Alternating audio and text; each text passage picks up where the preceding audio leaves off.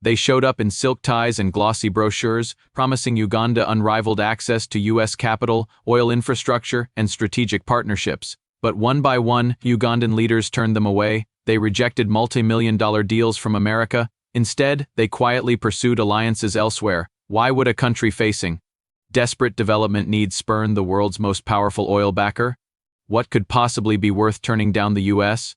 As you'll soon see, the answer lies in power, control, and a gamble that could reshape influence across Africa. But first, to understand what's at stake, we need to go back to how Uganda's oil dreams turned from hope to battleground. Uganda has long dreamed of tapping its oil fields in the Albertine Graben. Estimates suggest it holds vast reserves waiting for exploitation, but bringing oil to market means partnerships, pipelines, export routes. For years, American oil majors and investors circled Uganda, offering technical expertise, financing, and assurances of U.S. backing. Yet those offers often came with strings, clauses dictating governance, oversight, profit shares, control of contracts. Leaders in Kampala grew wary of becoming beholden to American interests that might extract wealth without leaving lasting infrastructure. So instead, they began exploring alternatives. By rejecting certain U.S.-led deals, officials signaled a new doctrine. Ugandan resources should serve Uganda's interests, not foreign agendas. This shift set off alarm in Washington circles. If the U.S. was being pushed out of Uganda's oil sector, who would fill the vacuum? And what risks would that bring? We'll explore that next. The East African crude oil pipeline EACOP is central to this drama. Stretching some 1,443 kilometers, it's designed to carry crude from Uganda's western oil fields to a port on Tanzania's Indian Ocean coast. Originally, financing and design frameworks seemed to favor Western banks and contractors, but as opposition and pressure from climate groups mounted, many Western financial institutions pulled back. Uganda pivoted, pushing for alternative backers. Suddenly, the pipeline was no longer just a commercial project, it was a geopolitical statement. Rejecting Western-dominated frameworks became part of rejecting American leverage in Uganda's energy future. But this gamble came with costs: delayed funding, increased equity burden, and reliance on riskier partners. Still, Kampala pressed on signaling a new path. Will that new path backfire?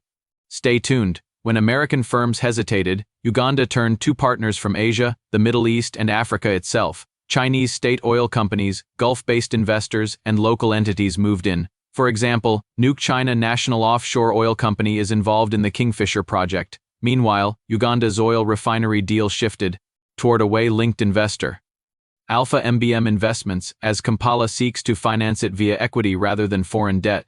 On the U.S. side, many proposals and pipelines of capital faded. Some corporate players hesitated amid environmental backlash. Some balked at complex regulatory conditions. The result, America's influence receded quietly. Kampala, sensing this retreat, moved boldly to fill the void. This shift didn't go unnoticed. Washington still watches closely, but for now it is reacting, not directing. While power players shift alliances, ordinary Ugandans are bearing the consequences. In the Kingfisher oil fields around Lake Albert, locals report harassment, forced evictions, boats seized, and declines in fish stocks. A U.S.-based climate rights group described a climate of fear around the project. Many people say compensation for lost land is inadequate, delayed, or opaque. Environmental defenders and human rights activists have faced detentions, intimidation, office raids, and threats. The government, prioritizing national ambition, often frames dissent as sabotage. These tensions create an internal reckoning. Can Uganda forge a sovereign energy future without sacrificing human rights, environmental integrity, and social stability? And can it stand its ground against external pressure? We'll explore how the U.S. responded to some of these crises and what that says about its strategy going forward. As Kampala pulled away from American offers, Washington found its options narrowing. Rather than force confrontations, U.S. policymakers attempted subtler methods, leveraging diplomatic channels, offering aid packages tied to governance reforms, or urging transparency in contracts. But Uganda's leaders increasingly view those offers as interference. To counter, Kampala doubled its narrative: resource nationalism. Uganda would chart its own course. In some quarters, Washington considered backing regional rivals or supporting alternative energy policies to counter Uganda's fossil fuel push.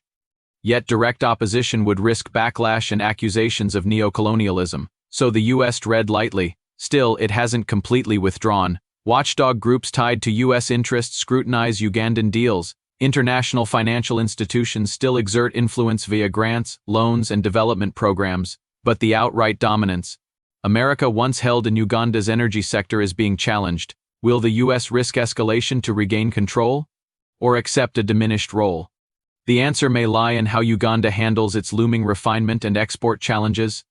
Kampala's ambitions extend beyond just exporting crude. It plans to build a $4 billion oil refinery in Kabale through a partnership with a Way-based firm. Uganda also created the Kabalega Petrochemical Industrial Park intended to host fertilizer plants, petrochemical firms, and an export hub. These moves aim to lock in value domestically. Rather than exporting raw oil, they also give Uganda leverage. If it can process oil internally, it reduces dependence on foreign refining and import routes.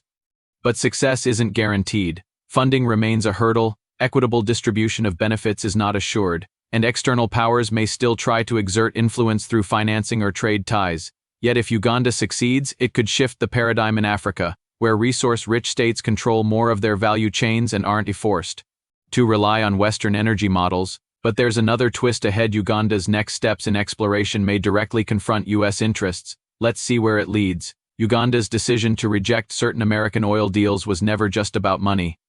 It was about dignity, sovereignty, and redefining who gets to set the rules. In walking away from U.S. dominance, Kampala opened a new battleground in Africa's energy future. Yes, the risks are massive: financial shortfalls, backlash from local communities, environmental damage, and pressure from global powers. But Uganda is betting that a new set of partners and a firm resolve can carry its vision forward.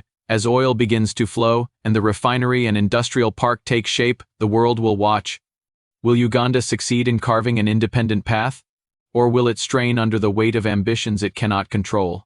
The turning point may not arrive overnight, but the choices it makes now will echo for generations. And America, once firmly in the driver's seat, may find itself studying its reflection in Uganda's future more than dictating it. But here's the part few people talk about. Uganda's rejection of America's oil deals isn't just about energy.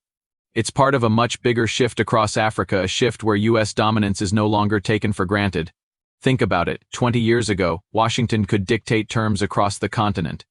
Infrastructure, trade, energy, everything had to pass through Western approval. Today, countries like Uganda are showing that those days are fading. By turning down American oil offers, Kampala isn't just making a business decision, it's sending a message: we can choose who we work with and we don't need to ask permission.